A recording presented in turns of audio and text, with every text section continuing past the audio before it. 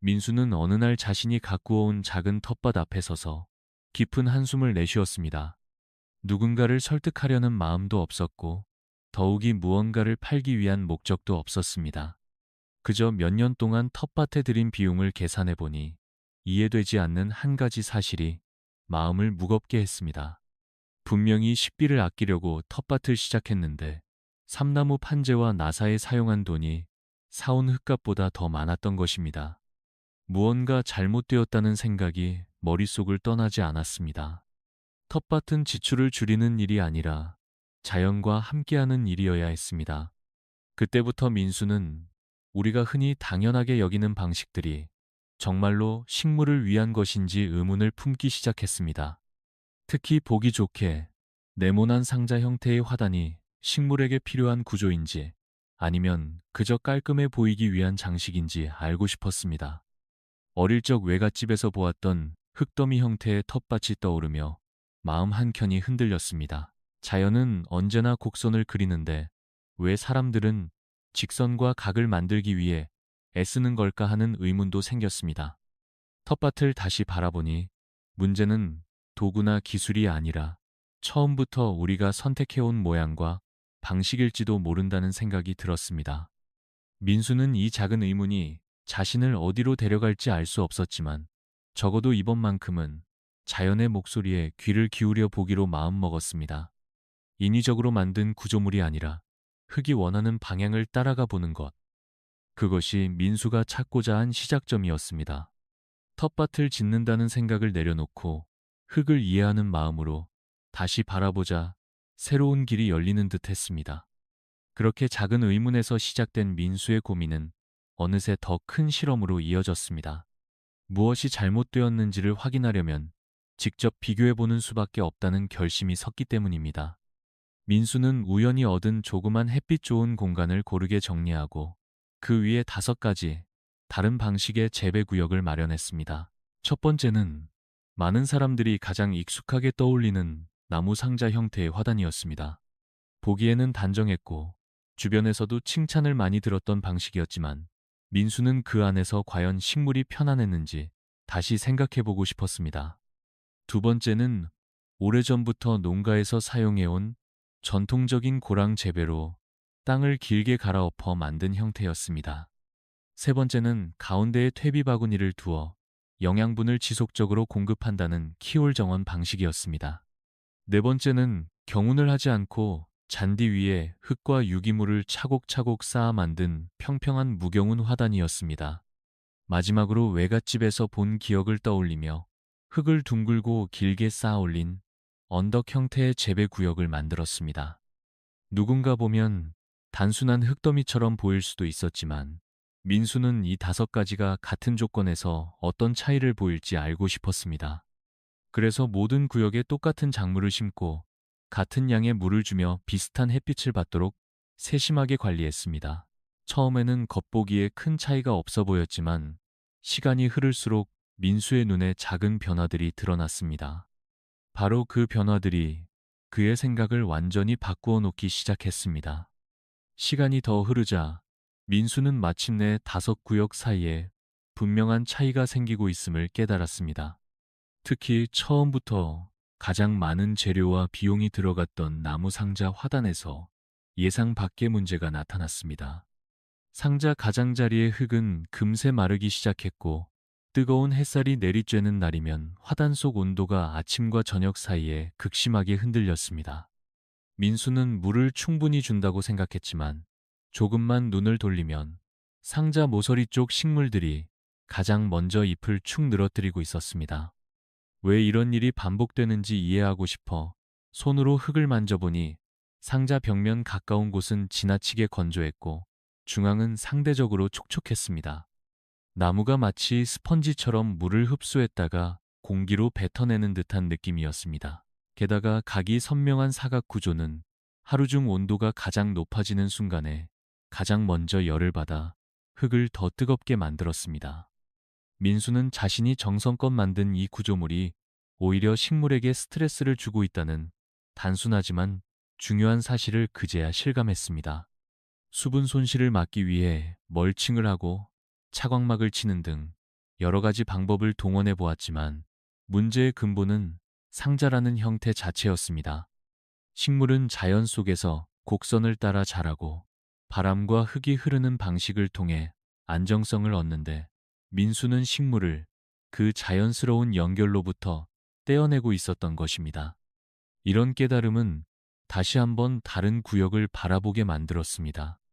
상자 화단이 이렇게 어려움을 겪는 동안 다른 방식들은 어떤 변화를 보이고 있었는지 궁금해졌고, 특히 그 중 하나가 민수의 시선을 강하게 끌기 시작했습니다. 민수의 시선이 가장 오래 머물게 된 곳은 바로 언덕 형태의 재배 구역이었습니다. 다른 구역에서는 조금씩 문제점이 드러나고 있었지만 이곳의 식물들은 놀라울 만큼 안정적으로 자라고 있었습니다. 나무 상자 속에서 모서리의 건조함과 온도 변화에 시달리던 토마토와 고추는 언덕 위에서 짙은 녹색을 띠며 튼튼하게 뿌리를 내리고 있었고, 잎은 바람에 흔들리면서도 생기를 잃지 않았습니다. 민수는 왜 이런 차이가 생기는지 알고 싶어 언덕을 천천히 살펴보았습니다. 가장 먼저 느껴진 것은 바람의 흐름이었습니다. 곡선을 이루는 언덕 표면을 따라 바람이 부드럽게 미끄러지듯 지나가 증발이 빠르게 일어나지 않았고, 그 덕분에 흙 속 수분이 오래 머물러 있었습니다. 또 언덕이 지면과 직접 연결되어 있어 온도의 변화가 완만했습니다. 낮 동안 햇빛을 받아 데워진 흙은 밤이 되어도 쉽게 식지 않았고, 반대로 찬바람이 불어도 흙 깊은 곳의 안정된 온도가 언덕 전체에 영향을 미쳐 식물이 갑작스러운 온도 변화에 흔들리지 않았습니다. 지표면의 단단한 평지와 달리 곡선 형태는 심은 자리마다 다른 미세 환경을 만들었고, 그 결과 남쪽 경사면에서는 열을 좋아하는 작물들이, 북쪽 경사면에서는 더위를 싫어하는 작물들이 자연스럽게 균형을 이루며 자랐습니다. 이렇게 단순한 모양의 차이가 식물의 삶을 바꿀 수 있다는 사실은 민수에게 또 다른 궁금증을 남겼습니다. 표면에서 이런 차이가 나타난다면 언덕의 내부에서는 어떤 일이 벌어지고 있을까 하는 생각이었고, 바로 그 질문이 민수를 더 깊은 관찰로 이끌었습니다. 언덕의 겉모습만으로도 이미 놀라운 차이를 보여주었지만, 민수가 가장 큰 충격을 받은 순간은 언덕의 속을 들여다보았을 때였습니다. 겉에서 보이지 않는 내부에는 민수가 외갓집에서 본 기억을 따라 조심스럽게 묻어두었던 오래된 나뭇가지와 썩어가는 통나무들이 자리하고 있었습니다. 처음에는 그저 흙의 구조를 잡아주는 용도일 것이라 생각했지만, 시간이 지나면서 이 나무들이 언덕의 진짜 심장 역할을 하고 있음을 깨닫게 되었습니다. 봄비가 내리면 나무는 스펀지처럼 물을 깊이 머금었고, 여름 햇살이 뜨거워질 때면 그 저장된 수분을 천천히 바깥으로 내보냈습니다. 그래서인지 언덕 한쪽을 손으로 파보면 겉흙은 따뜻하고 약간 건조해 보일 때도 몇 센티미터만 들어가면 시원하고 촉촉한 흙이 손끝에 닿았습니다. 민수는 자신이 물을 더 준 것도 아닌데 왜 언덕만 이렇게 안정적인지 이해하기 시작했습니다.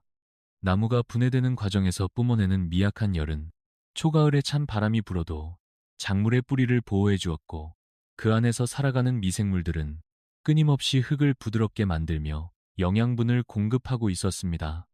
이 모든 과정이 자연스럽게 일어나는 동안 민수는 더 이상 언덕을 관리하기 위해 애쓸 필요가 없었습니다. 물을 주지 못하는 날이 있어도 걱정되지 않았고, 갑작스러운 기온 변화에도 언덕의 작물들은 크게 흔들리지 않았습니다. 이렇게 보이지 않는 곳에서 작동하는 자연의 힘을 깨닫고 난 민수는 텃밭을 바라보는 자신의 시선이 조금씩 바뀌고 있음을 느꼈습니다. 자연이 이미 완벽한 구조를 알고 있었고, 자신은 그저 그 흐름을 방해하지 않는 법을 배우고 있을 뿐이라는 사실을 인정하게 된 것입니다. 민수는 언덕의 내부까지 이해하게 되자 자신이 텃밭을 대하는 방식이 얼마나 단단한 틀에 갇혀 있었는지 깨닫기 시작했습니다. 그동안 그는 텃밭을 하나의 구조물로 여겼고, 모든 것을 반듯하게 세우고 일정한 틀 안에 맞추어야 한다고 믿어왔습니다. 하지만 언덕에서 본 자연의 움직임은 그러한 생각을 부드럽게 무너뜨렸습니다. 흙은 짓는 대상이 아니라 숨쉬고 스스로 자라는 존재였고, 자연은 결코 직선을 만들지 않는다는 사실이 민수의 마음 깊숙이 자리 잡았습니다. 언덕을 만들면서 그는 더 이상 자를 들고 재고 맞추는 일에 집착하지 않았고, 흙이 어디로 흐르고 바람이 어떻게 스쳐가는지를 느끼는 데 집중했습니다. 그 순간부터 텃밭은 해야 할 일의 목록이 아니라 민수에게 말을 걸어오는 자연의 장면처럼 다가왔습니다. 특히 언덕에서 자라는 식물들이 스스로 적응하고 균형을 찾아가는 모습을 보며 민수는 자신이 돕는 역할보다는 방해하지 않는 역할을 해야 한다는 것을 깨달았습니다. 매일 물을 줘야 한다는 부담도 사라졌고, 흙의 산도를 맞추기 위해 조급하게 움직일 필요도 없었습니다. 자연이 이미 정답을 알고 있었기 때문입니다. 민수는 그동안 텃밭을 제대로 운영하지 못했다고 자책한 순간들이 떠올랐고, 사실 그 실패의 상당 부분은 자신이 만든 인위적인 구조물에 있었다는 사실을 인정하게 되었습니다. 그는 조금 더 자연의 곡선을 믿어보기로 했고, 그러자 마음속에 오랫동안 자리 잡았던 불안이 서서히 가라앉았습니다.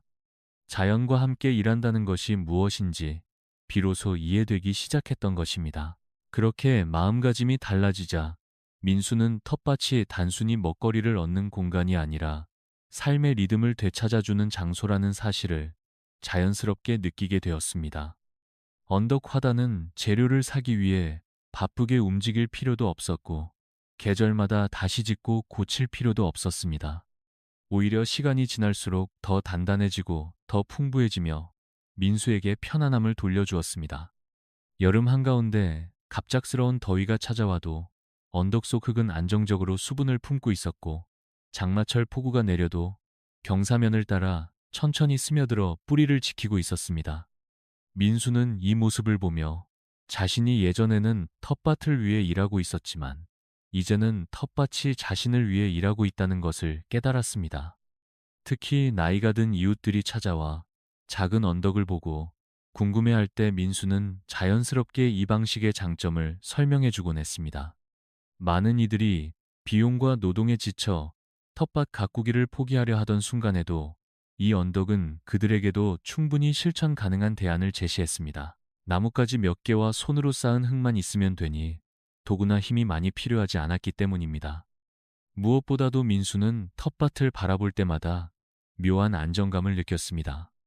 물가가 오르고 일상이 불안정해지는 시기에도 자신의 뒤뜰에 손이 많이 가지 않으면서도 꾸준히 자라는 생명체가 있다는 것은 큰 위로가 되었습니다. 언덕은 단순한 재배 기술이 아니라 자연이 주는 평온이었고, 민수는 그 안에서 자신도 모르게 숨을 고르고 마음을 다독이게 되었습니다.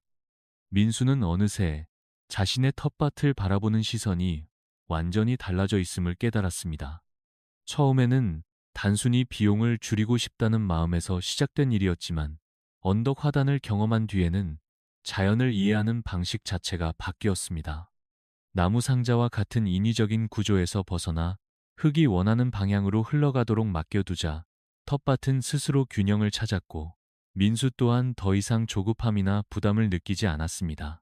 그는 언덕 위에서 건강하게 자라는 작물들을 보며 자연이 이미 오랜 시간 동안 완전한 답을 가지고 있었다는 사실을 다시금 확인했습니다.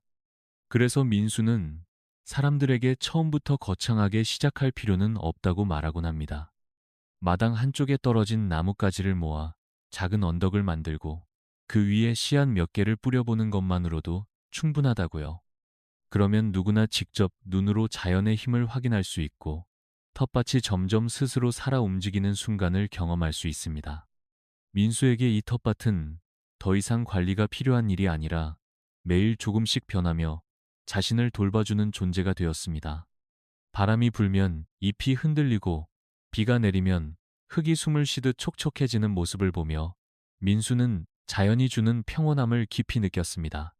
언덕은 해마다 더 풍성해졌고 그 속에서 자라는 생명들은 민수에게 안정과 희망을 선물했습니다. 그래서 그는 오늘도 조용히 말합니다. 자연은 우리가 서두르지 않아도 스스로 길을 찾아갑니다. 우리가 해야 할 일은 그저 그 길을 가로막지 않고 함께 걸어가는 것뿐입니다. 저는 타스파를 완료했습니다.